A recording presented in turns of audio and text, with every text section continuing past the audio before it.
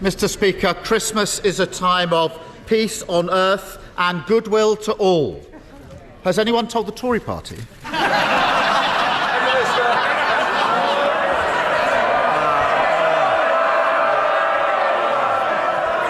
Well, Mr. Speaker, Christmas is also a time for families, and under the Conservatives we do have a record number of them, Mr. Speaker.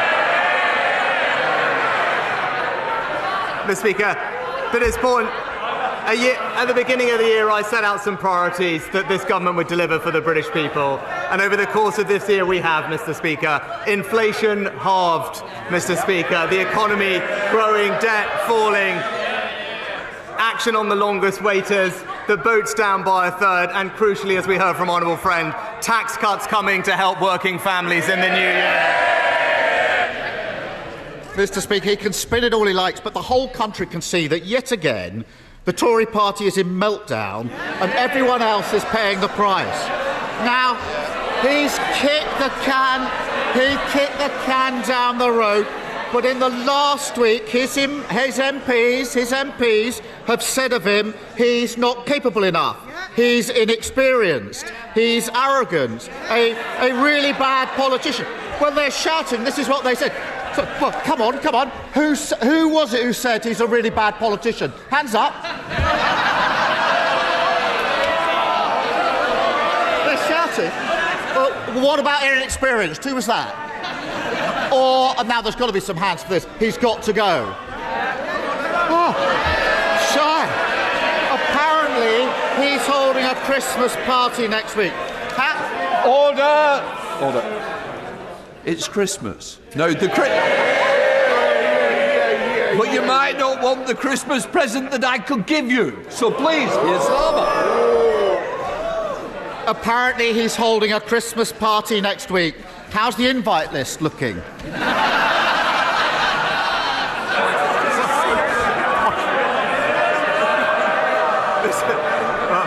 Mr. Speaker, I thank the honourable gentleman for all the comments. What I would say to him, he should hear what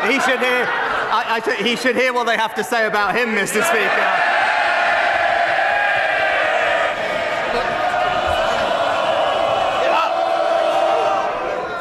Right. Do you want to be the first one?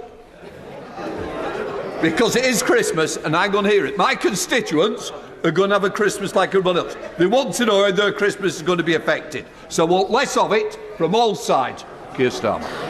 They've obviously found the donkey for their nativity. The search of three wise men may take a little longer. But while they fight amongst themselves, there's a country out here that isn't being governed, where more than 100,000 people are paying hundreds more a month on their mortgages. Energy bills going back up in January. The economy shrinking again. NHS waiting lists an all-time high. Doesn't he think the government would be better off fixing the messes they've already made rather than scrambling to create new ones?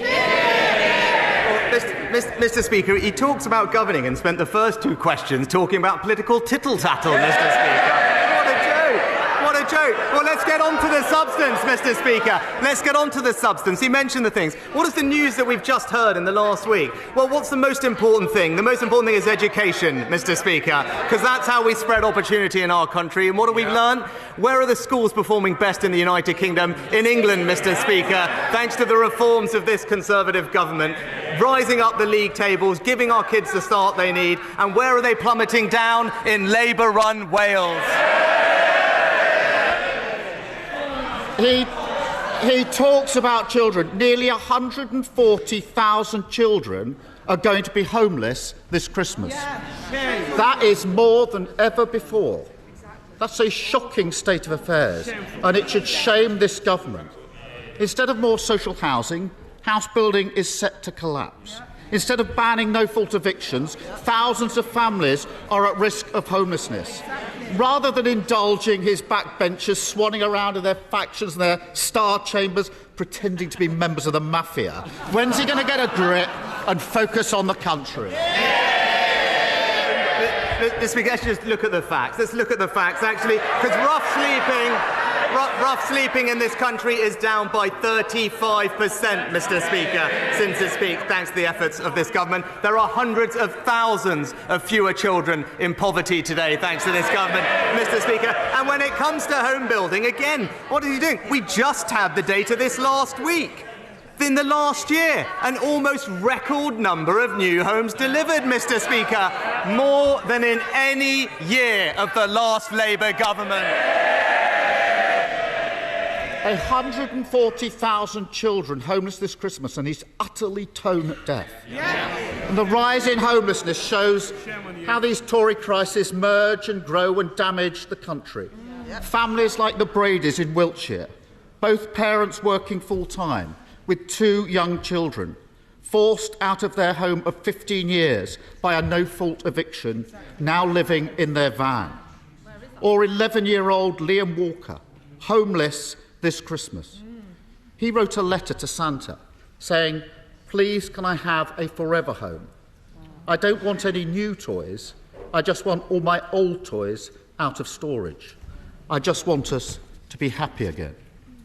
Is there anything that could shame this government into putting the country first, then it's surely this little boy.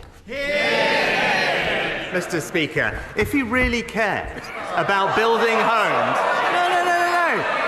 No. If he really cared about building homes, when there was an opportunity in this House, Mr. Speaker, in this House, to back our plans to reform defective EU laws, to unlock 100,000 new homes, Mr. Speaker, what did he do? What did he do? He went in front of the cameras and said one thing and came in here and blocked it. Typical shameless opportunism. Thank you, Mr. Speaker. As the world's... One more. Mr. Speaker, is that really his Christmas message to Liam? Cocooned in his party management breakfast. He just can't see the...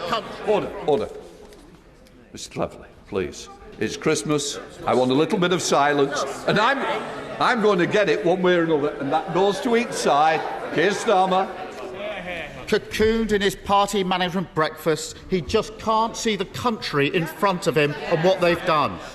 I'll finish by thanking hard-working families across Britain who kept our country going. It's been an impossibly difficult year for so many.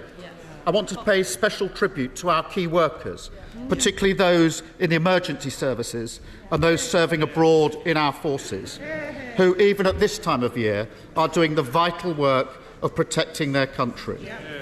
I wish everyone, including the members opposite, a very happy and peaceful New Year. Will the Prime Minister join me? Prime Minister. I think, Mr. Speaker, he missed that I paid tribute to our emergency workers at the beginning of the session, Mr. Speaker. But let's see. No, because I think it is important, because he talked about working families. Of course, Mr. Speaker, I want to make sure that we support working families, and that's what we're actually delivering, Mr. Speaker, because all he has to offer them is borrowing £28 billion a year, which all it will do is push up their mortgage rates and push up their taxes.